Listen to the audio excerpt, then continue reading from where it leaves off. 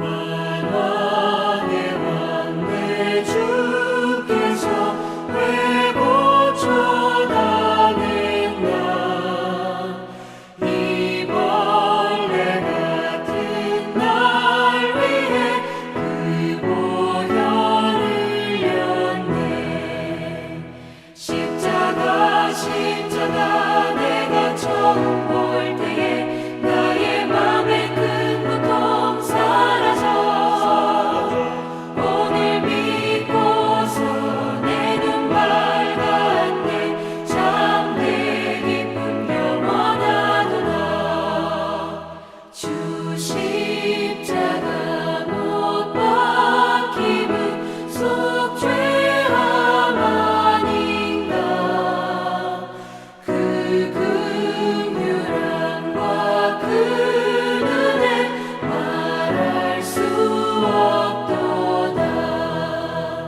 십자가 내가 처음 볼 때에 나의 맘의 큰 고통 사라져. 오늘 믿고서 내 눈 밝았네. 참 내 기쁨 영원하도다.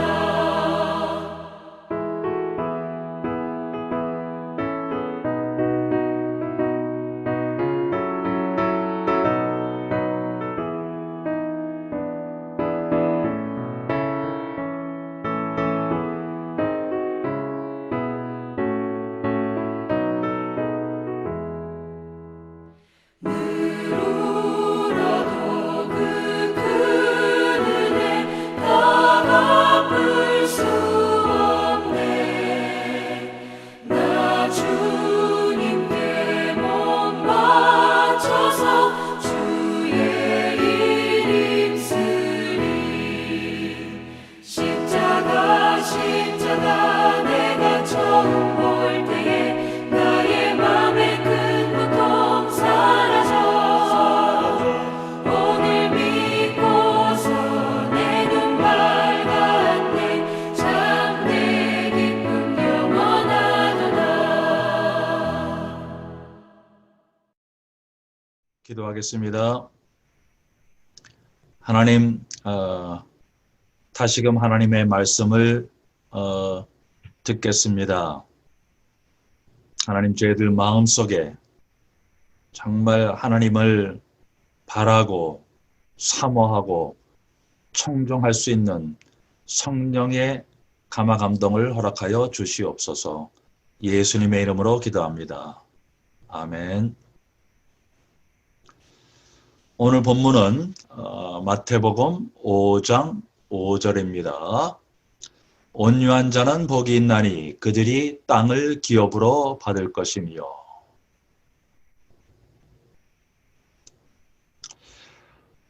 지난번에 마태복음 5장 3절 4절을 통해서 제일 먼저는 하나님만을 의지하는 심령이 가난한 겸손의 복, 그리고 또 4절을 통해서는 그리스도의 십자가의 죽으심과 부활에 동참하는 죄에 대한 애통의 복이 하나님 나라 백성의 삶임을 우리가 들었습니다.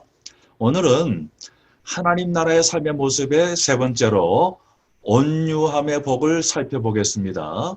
우선적으로 이 구절에 대한 두 가지 보편적인 오해가 있어요.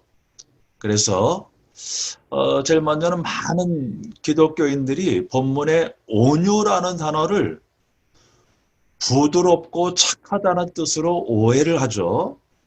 그러나 본문에 나오는 온유함의 단어는 잘 들어보세요. 주인에게 잘 길들여진 말, 그러니까 그 동물, horse라는 그런 의미입니다. 다시 한번 말씀드립니다. 주인에게 잘 길들여진 말. 그러니까 얼마나 참 그 의미가 다릅니까? 자, 또 한 가지 오해가 있어요. 오늘 본문의 땅을 기업이라고 하는 그 문구를 육신적인 복으로만 오해를 하는 거예요. 자, 그런데 오늘 본문의 땅을 기업으로라는 뜻은 하나님 나라와 하나님 자신 혹은 하나님 나라의 왕 그리스도를 의미하는 거예요. 자, 그래서 이 구절을 다시 풀어서 말씀드리면은 성령의 인도에 순종하는 자는 복이 있나니 이 땅에서도 하나님 나라와 그리스도를 기업으로 누릴 것이며 라고 설명드릴 수 있습니다. 그래서 어떤 면에서는 신앙생활에서 제일 잘 모르고 제일 무관심하고 제일 못 누리는 것이 성령의 역사와 이 땅에서의 하나님 나라의 기업이 아닐까라고 생각을 해봅니다. 자, 그래서 제일 먼저 온유한 자는 성령 하나님의 실제적인 인도하심에 순종하고 따라가는 자입니다. 더 구체적으로요. 온유함은 성령의 열매이기 때문에 성령 하나님이 누구이신지를 우리가 잘 알아야 돼요.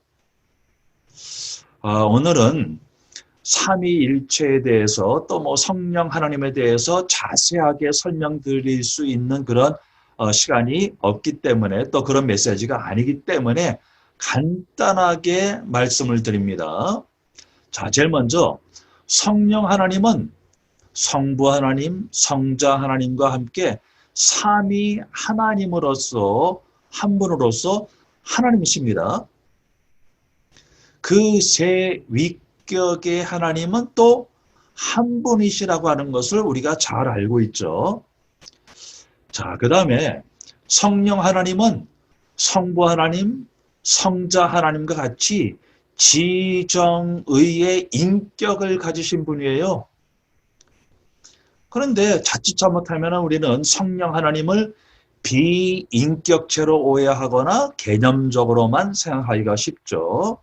자, 그래서 로마서 8장 16절 같은 경우에요. 한글 성경은 성령이 친히 우리의 영과 더불어 우리가 하나님의 자녀인 것을 증언하시나니라고 분명히 성령 하나님의 인격을 바르게 번역을 하고 있습니다.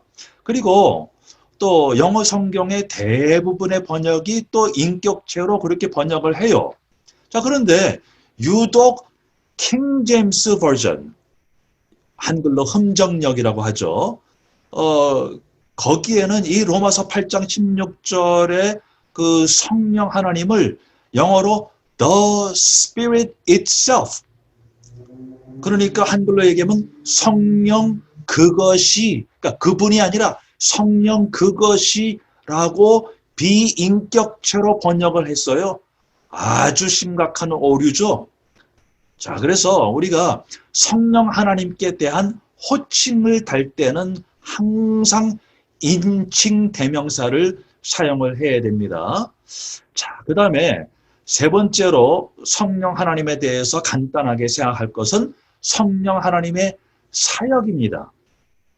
그런데 성령 하나님의 사역은 삼위일체 하나님의 사역 안에서 이루어지는 거예요. 그래서 간단하게 설명드리면은 다음과 같습니다. 삼위일체 하나님의 사역. 제일 먼저는 그리스도의 십자가의 죽으심과 부활의 복음을 통한 구원의 일을 계획하시고 주권적으로 이끄시는 성부 하나님. 자, 두 번째로 그리스도로서 십자가의 죽으심과 부활의 복음을 통한 구원을 실제로 성취하신 성자 하나님. 그리고 세 번째로 그리스도의 십자가의 죽으심과 부활의 복음을 통한 구원을 개인에게 적용시키시는 성령 하나님. 자, 그래서 이 성령 하나님의 핵심 사역은 그리스도를 각 개인에게 가르치시고 적용시키는 사역이에요. 자, 이 내용을 요한복음 16장 8절에서 13절에 잘 나와 있죠. 그가 와서 죄에 대하여 의에 대하여 심판에 대하여 세상을 책망하시리라. 죄에 대하여라 함은 그들이 나를 믿지 아니하며 의에 대하여라 하면 내가 아버지께로 가니 너희가 다시 나를 보지 못하며 심판에 대하여라 하면 이 세상 임금의 심판을 받았음이라. 내가 아직도 너에게 이를 것이 많으나 지금은 너희가 감당하지 못하리라. 그러나 진리의 성령이 오시면 그가 너희를 모든 진리 가운데로 인도하시리니 그가 스스로 말하지 않고 오직 들은 것을 말하며 장래일을 너희에게 알리시리라. 그가 내 영광을 나타내리니 내 것을 가지고 너희에게 알리시겠음이라. 자, 그 다음에 이 삼위 하나님 중 지금 여러분 성도들 개인의 마음에 실제로 계시는 그 하나님이 누구십니까? 지금 내주하셔서 역사하시는 그 하나님이 누구십니까? 예, 바로 성령 하나님이세요. 그래서 우리는 성부 하나님과 성자 하나님을 잘 알아야 되는 것처럼 성령 하나님을 잘 알아야 돼요. 그런데 안타까운 사실은 너무나도 많은 교회들이 이 성령 하나님에 대해서 비성경적으로 특별히 신비주의로 잘못 가르치고 있기 때문에 반사적으로 건전한 교회들도 성령 하나님에 대해서 무관심한 그런 경향이 있죠. 자, 그러나 우리가 잊지 말아야 할 사실은 하나님의 하시는 일인 그리스도의 죽으심과 부활이라는 객관적인 진리를 여러분과 저에게 적용시키시는 하나님은 바로 성령 하나님이세요.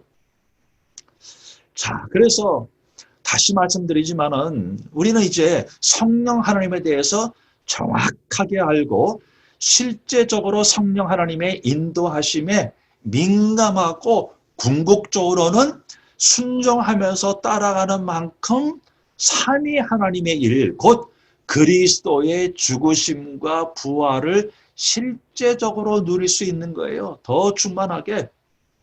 자, 그래서 구체적으로 이제 온유함은 우리를 날마다 삶 속에서 벌어지는 일을 통하여서 그리스도 십자가의 죽음과 부활을 통한 구원이라는 하나님의 일 속으로 항상 인도하시는 성령님을 순종하는 삶입니다. 자, 다시 말씀드리면 온유함은 성령님을 순종하는 삶이에요. 자, 또 다른 의미에서 신앙생활은 아주 구체적이고 실제적이란 말이죠. 자, 이 사실을 이해할 수 있는 중요한 구절이 있습니다. 마태복음 16장 24절입니다. 이에 예수께서 제자들에게 이르시되 누구든지 나를 따라오려거든 자기를 부인하고 자기 십자가를 지고 나를 따를 것이니라. 자, 그래서요, 이 십자가를 지고 예수님을 따르는 삶에 대해서 조금 더 구체적이고 실제적으로 그리고 단계적으로 제가 설명을 이제 해보겠습니다. 이 내용은 성령 인도와 성령 충만에 대한 간략한 그런 설명도 될 수 있겠습니다.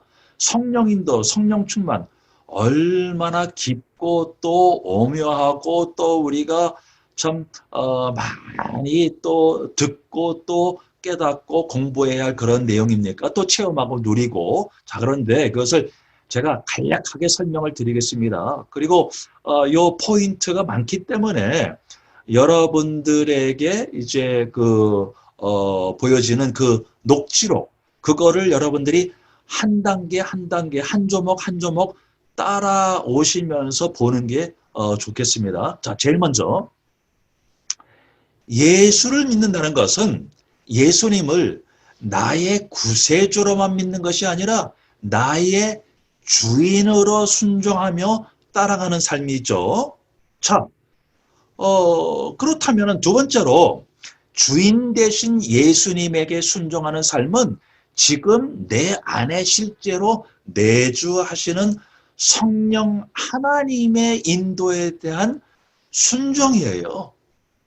자, 그래서 그 다음에 주인 되신 예수님에게 순종하고 따라가는 삶은 성령 하나님의 감동으로 쓰여진 하나님의 말씀에 대한 순종입니다. 그 다음에 네 번째로 주인 되신 예수님에게 순종하면서 따라가는 삶은 정확한 복음의 말씀을 듣고 아멘하는, 다시 말해서 깨달아서 믿음으로 동의하게 하시는 성령 하나님의 역사에 대한 순종이에요. 자, 그 다음에 다섯 번째로 주인 되신 예수님에게 순종하고 따라가는 삶은 말씀을 나의 삶의 모든 면에 적용하시는 성령 하나님의 역사에 대한 순종이에요. 그리고 그 다음에 여섯 번째로 주인 되신 예수님에게 순종하고 따라가는 삶은 깨달아 믿음으로 동의한 말씀대로 지금 내가 살고 있는지를 묵상해서 진단하게 하시는 성령 하나님의 역사에 순종하는 것입니다. 자, 그 다음에 일곱 번째로 주인 되신 예수님에게 순종하고 따라가는 삶은 내 삶에 특별히 내 마음의 뿌리에서부터 말씀대로 살지 않는 죄가 묵상으로 진단되어질 때 회개하도록 역사하시는 성령 하나님의 역사에 대한 순종입니다. 자, 여덟 번째로 주인 되신 예수님에게 순종하고 따라가는 삶은 나의 구체적인 죄가 회개되어지고 이제는 주님의 형상을 닮은 하나님의 나라의 삶의 성품으로 살도록 믿음을 주시는 성령 하나님의 역사에 순종하는 것입니다. 자, 그 다음에 아홉 번째로 주인 되신 예수님에게 순종하는 삶은 정확한 교리의 말씀을 듣고 회개와 믿음의 기도 중심을 통한 감사와 찬양으로 드려지는 예배로 인도하시는 성령 하나님에 대한 순종이에요. 그리고 그 다음에 열 번째로 주인 되신 예수님에게 순종하고 따라가는 삶은 하나님 중심, 성경 중심이 바탕이 된 교회 중심으로 인도하시는 성령 하나님의 역사에 대한 순종입니다. 그리고 그 다음에 11번째로 주인 되신 예수님에게 순종하는 또 따라가는 삶은 잘 들어보세요. 말씀 충만, 회개 충만, 믿음 충만, 기도 충만, 감사와 찬양 충만, 사랑 충만이 누려지는 예배 생활과 교회 생활로 드러나는 성령 충만으로 인도하시는 성령 하나님의 역사에 순종하는 삶이에요. 자, 그 다음에 12번째로 주인 되신 예수님에게 순종하고 따라가는 삶은 이러한 내적인 성령 충만이 자연스럽게 당연히 나의 삶의 외적인 모든 부분에서 증거되어지는 생명운동으로 인도하시는 성령 하나님의 역사에 순종하는 삶입니다. 자, 13번째로 그래서 주인 되신 예수님에게 순종하고 따라가는 삶은 결과적으로 오직 성경, 오직 그리스도, 오직 은혜, 오직 믿음, 오직 하나님께 영광의 결론으로 인도하시는 성령 하나님의 역사에 순종하는 삶이에요. 자, 이렇게 실제적으로 예수님을 주인으로 모시고 살도록 인도하시는 성령 하나님의 구체적인 역사에 순종하는 자가 바로 온유한 자다 라고 이제 예수님은 말씀하시는 거예요. 자, 그런데 이렇게 성령 하나님의 구체적인 역사에 순종할 때 나타나는 현상 또는 열매가 있습니다. 자, 그 내용은 이제 마지막 결론 부분에서 제가 말씀드리겠습니다. 자, 그래서 큰 두 번째로 자, 오늘 본문을 통해서 우리가 깨달을 수 있는 것은 이렇게 성령 하나님의 지배에 순종하는 온유한 자는 당연히 이 땅에서부터 하나님의 나라의 기업을 누린다는 사실입니다. 자, 그런데 앞서 말씀드린 대로 이 본문의 땅의 기업이 무슨 의미라고 그랬어요? 육신적인 복이 아니죠. 하나님 나라의 기업.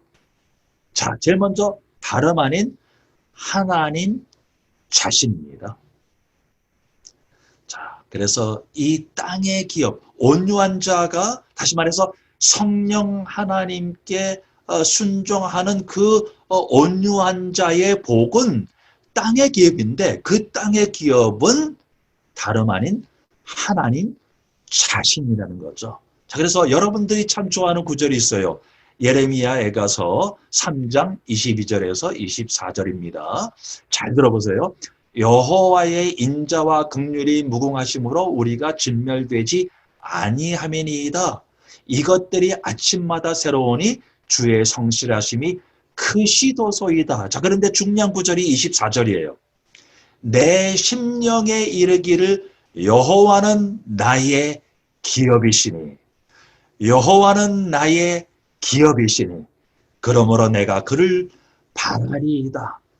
자, 그러니까 하나님의 기업이 무엇입니까? 누구이십니까? 하나님 나라의 기업이 누구이십니까? 하나님 자신이에요.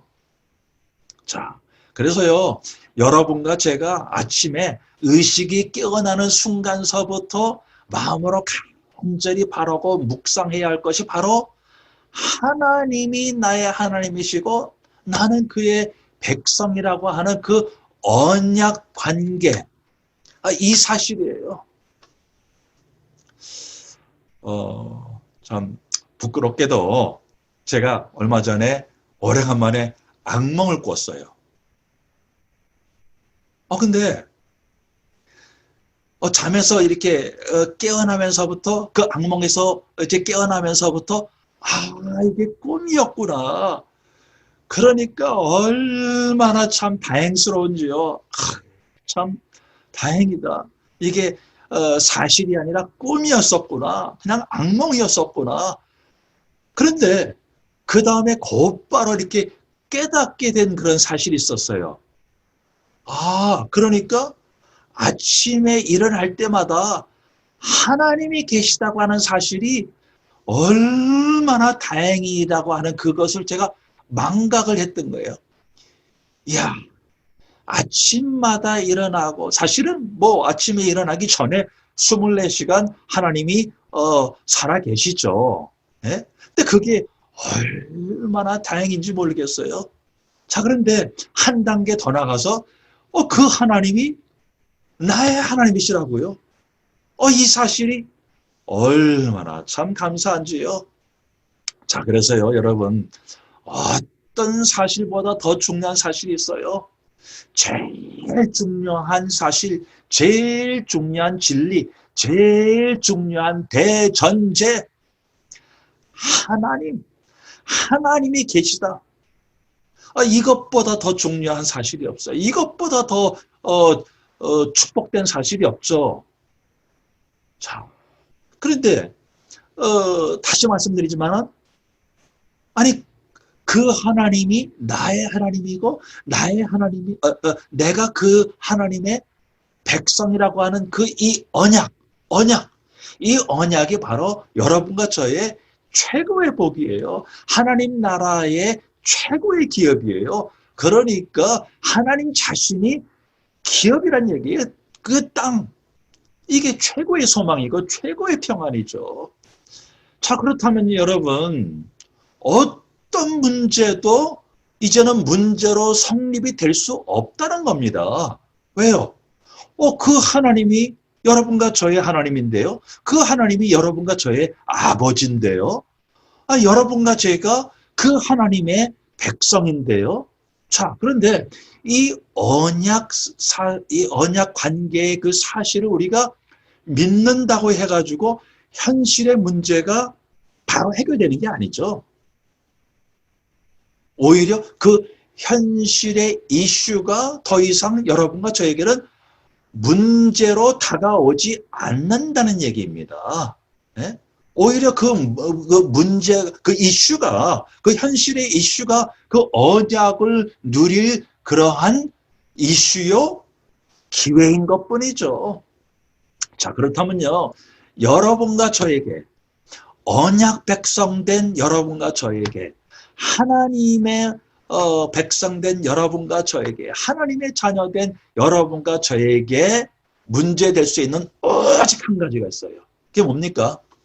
이 사실에 대한 불신앙, 이 언약 사실에 대한 불신앙, 그것밖에 없어요. 여러분과 저에게 인생 문제는 딱 그거 하나예요. 불신앙, 하나님에 대한 불신앙, 언약에 대한 불신앙. 더 중요한 사실이 있습니다. 이 땅을 기업으로 누린다고 하는 그 의미에 더 중요한 사실, 뭐 똑같죠. 그 하나님 자신이기도 하지만은 그 나라의 왕이 바로 그리스도란 사실이에요. 이게 온유한 자의 복입니다. 그 땅의 기업입니다. 자, 왜 그럴까요? 기업이라고 하는 그 단어의 의미가 바로 땅이라는 거예요. 땅. 그 의미 중에 하나가 땅. 자, 이게 무슨 말입니까? 자, 제일 먼저 여러분, 지금 예수님이 지금 뭐에 대해서 말씀하고 계십니까? 예수님이 이 산상보원을 통해서 또 팔복을 통해서 도대체 무엇에 대해서 지금 언급하시고 계시고 강조하고 계시고 또 우리에게 메시지를 주고 계시는 거예요? 천국에 대해서 하나님 나라에 대해서 말씀하고 계시죠. 그러니까 땅의 복에 대해서 육신적인 복에 대해서 말씀하시는 게 아니라는 거예요. 자, 그런데 여러분 잘 들어보세요. 구약 신학에 세 가지 중요한 주제가 있습니다. 자, 제일 먼저는 후손. 자, 두 번째로 땅이란 말이 자꾸 나오죠. 가나안 땅. 세 번째로 언약입니다.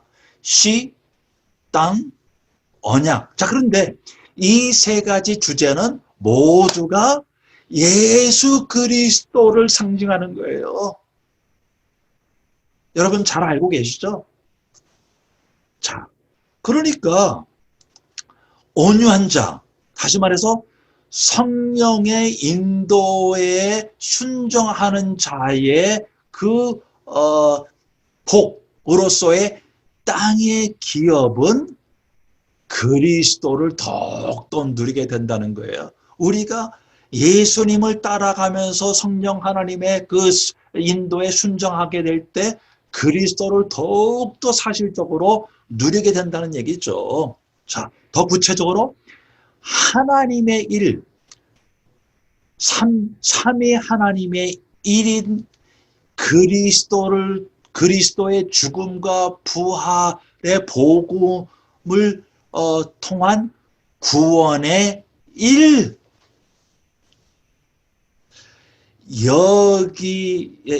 여기에 중심 대신 그 핵심 대신 그리스도를 우리가 더욱더 누리게 된다는 거죠. 자, 그런데요, 마지막으로 중요한 사실이 있습니다. 제일 중요합니다. 자, 그래서 우리가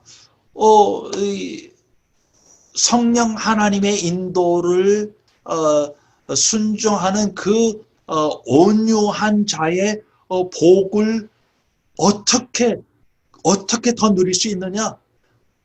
예수 그리스도의 그 죽으심과 부활이라고 하는 그 하나님의 그 일, 그거를 우리가 어떻게 더 잘 누릴 수 있느냐라고 하는 그 비밀이 바로 예수 그리스도의 온유하심, 예수 그리스도의 순종이라고 하는 겁니다. 자, 그러니까 온유함과 순종함의 그 자체가 예수 그리스도라고 하는 거예요.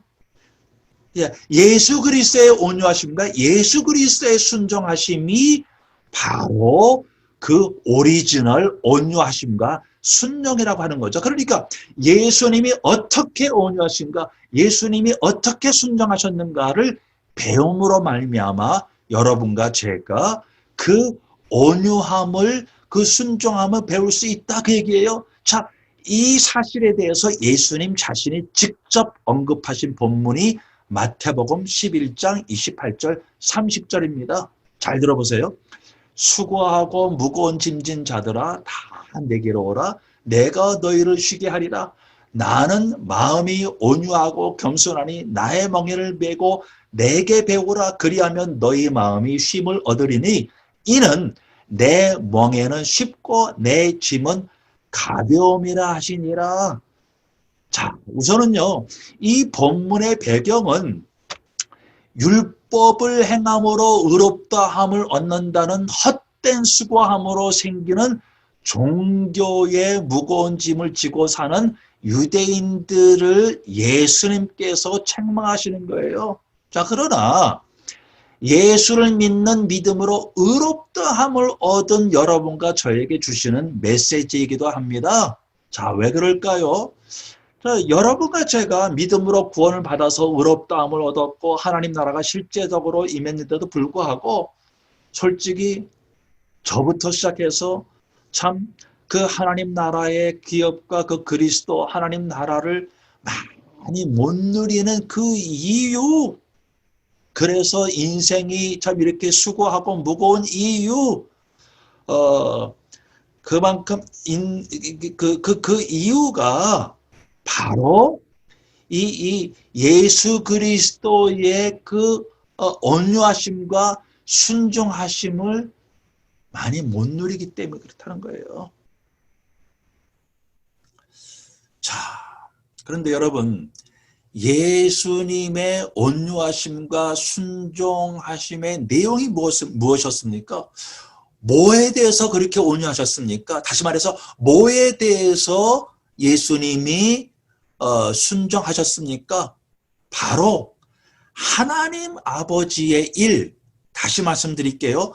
그리스도의 십자가의 죽으심과 부활을 통한 구원이라는 창세 전서부터 하나님의 주권과 작정으로 되어진 계획에 대한 순종이었었어요.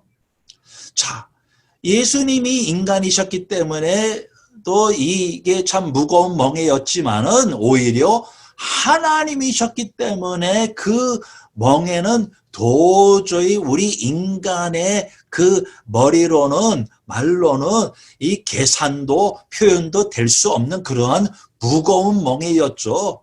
자, 왜 그렇습니까? 한치의 죄도 없는 예수님에게 인간의 모든 죄가 그에게 뒤집어 씌워졌기 때문에도 무거웠지만은 여러분과 제가 알듯이 하나님 아버지로부터 버림을 당한 사실이 아들로서는 도저히 감당할 수 없는 그런 무거운 멍이었다는 거예요.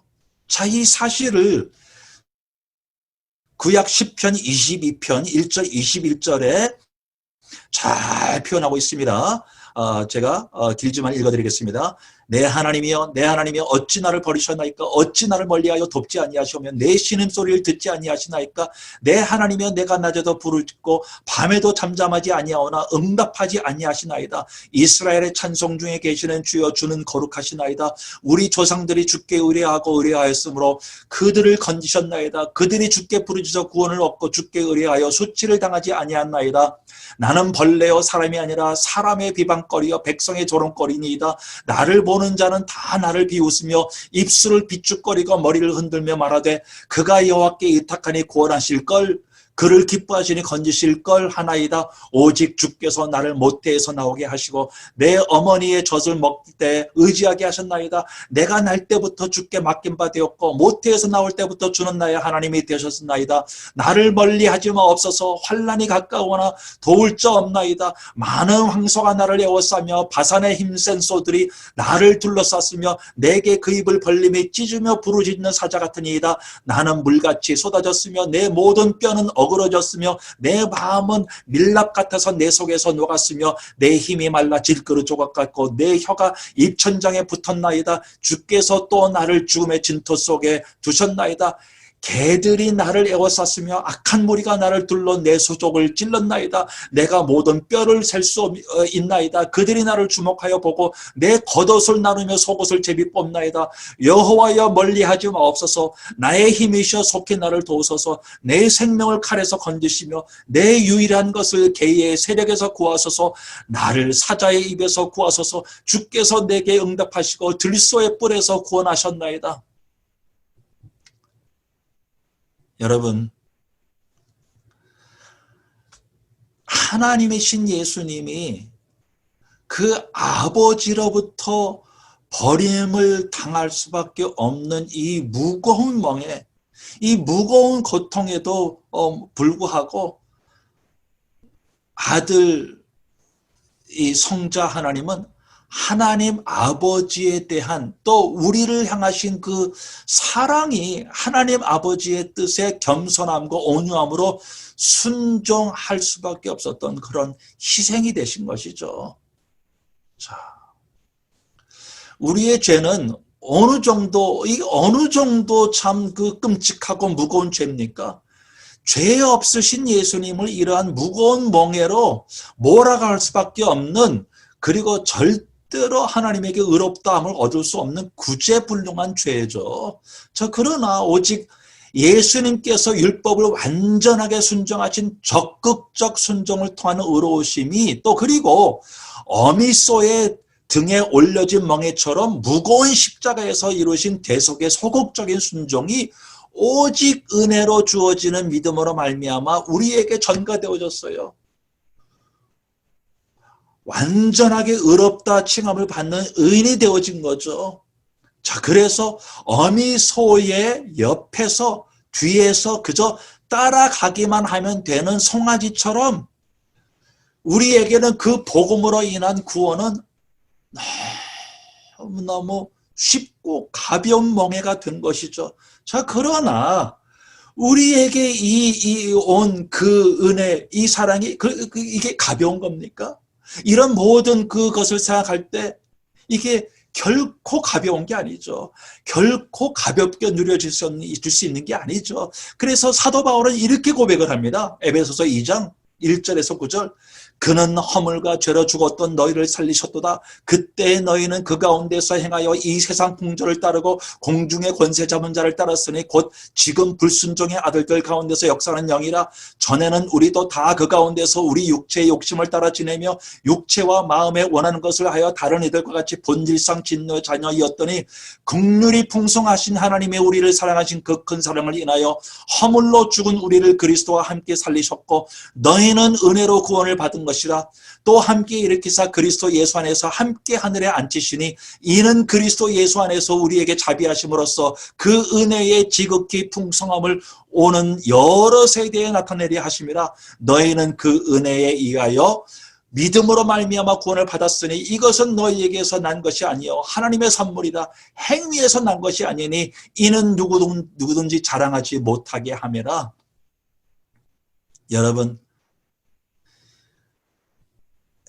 성자 하나님에게 그토록 무거운 멍에가 우리에겐 가벼운 멍에로 왔지만은 이런 것을 깨달을 때 여러분과 제가 깨닫고 또 하나님께 올려드릴 수 있는, 또 우리가 살아야 할 이 믿음의 이 과정의 삶이 결코 우리가 이렇게 가볍게 여길 수 있는 게 아니라는 거예요.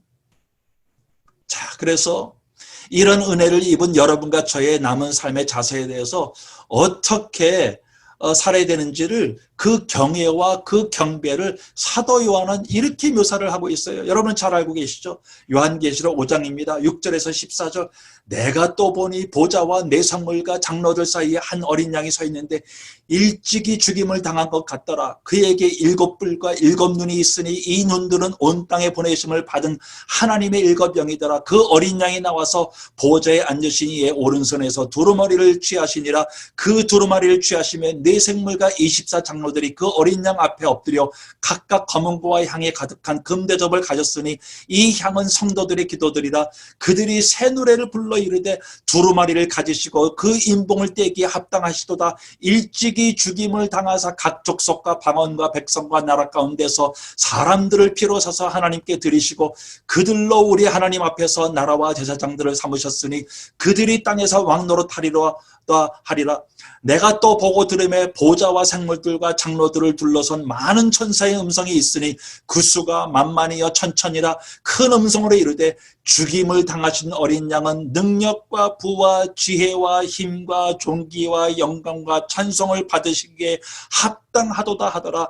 내가 또 들으니 하늘 위에와 땅 위에와 땅 아래와 바다 위에와 또 그 가운데 모든 피조물들이 이르되 보좌에 앉으신 이와 어린 양에게 찬송과 존귀와 영광과 권능을 세세토록 올릴지어다 돌릴지어다 하니 내 생물이 이르되 아멘 하고 장로들은 엎드려 경배하더라.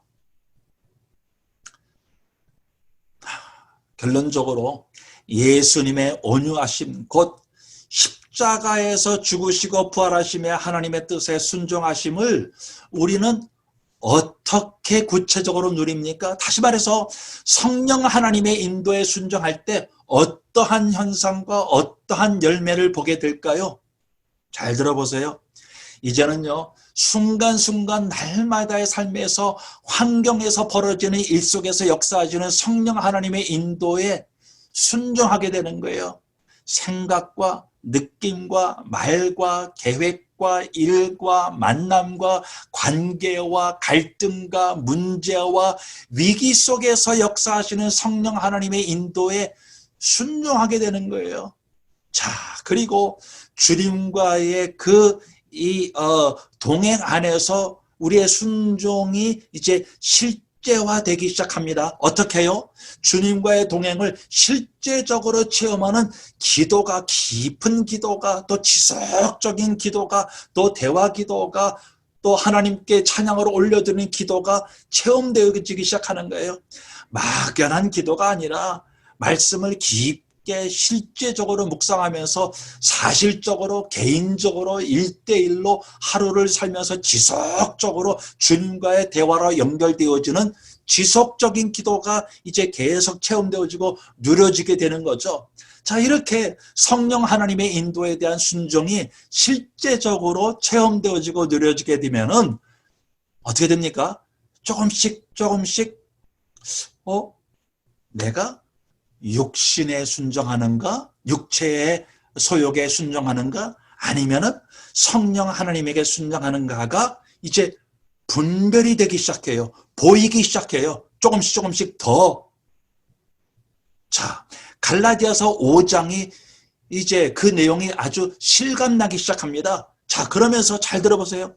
성령인도, 성령 충만, 성령 역사가 실제적으로 체험되어지고 누려지고 이제는 거기에 예민해지기 시작해요. 성령 인도에 대해서 예민해지고 성령 충만에 대해서 더 예민해지고 성령의 역사에 대해서 예민해지고 성령의 능력에 대해서 예민해집니다. 자, 이렇게 되면요, 하나님의 나라가 점점 더 분명하게 보이기 시작하고 세상의 헛됨이 점점 더 분명히 보여져요.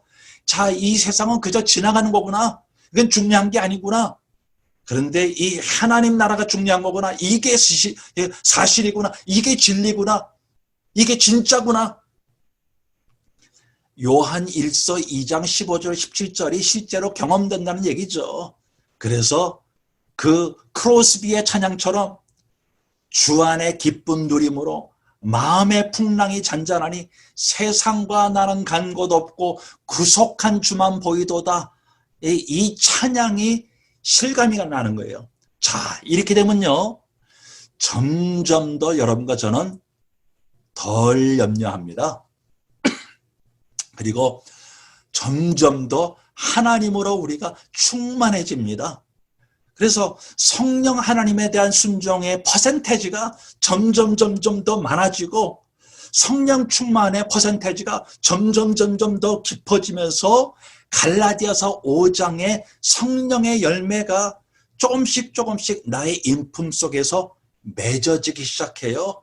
자, 그러면서 내 그 인격의 그 핵심에서부터 흘러나오는 성령 하나님의 열매, 성령, 그러니까 곧 하나님의 성품, 이게 주위 사람들에게 자연적으로 조금씩 내가 그렇게 주지 않는데도 그냥 그 사람들이 보는 거예요. 이게 전달된다고 그러는 거죠. 증거되어지는 거죠.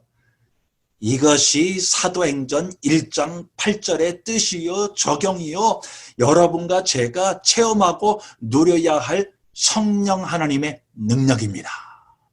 자, 이것이 바로 성령 하나님의 인도를 순종하고 따라갈 때 나타나는 현상이요 열매라는 거예요. 마지막으로 사도행전 1장 8절을 읽어드립니다. 오직 성령이 너에게 임하시면 너희가 권능을 받고 예루살렘과 온 유대와 사마리아와 땅끝까지 이르러 내 증인이 되리라 하시니라. 아멘. 기도하겠습니다. 하나님, 저희들이 지금까지 이 놀라운 성령 하나님의 인도하심과 또 그 인도하심에 대한 순종을 저희들이 무관심하고 잘 모르고 많이 체험하지 못하고 또 누리지 못한 것을 용서하여 주시옵시고 이 시간에 성령 하나님께서 강하게 역사하여 주시옵시사 이 메시지가 우리들의 정말 간증으로 나올 수 있는 그런 메시지가 되게 도와주시옵소서. 예수님의 이름으로 기도합니다.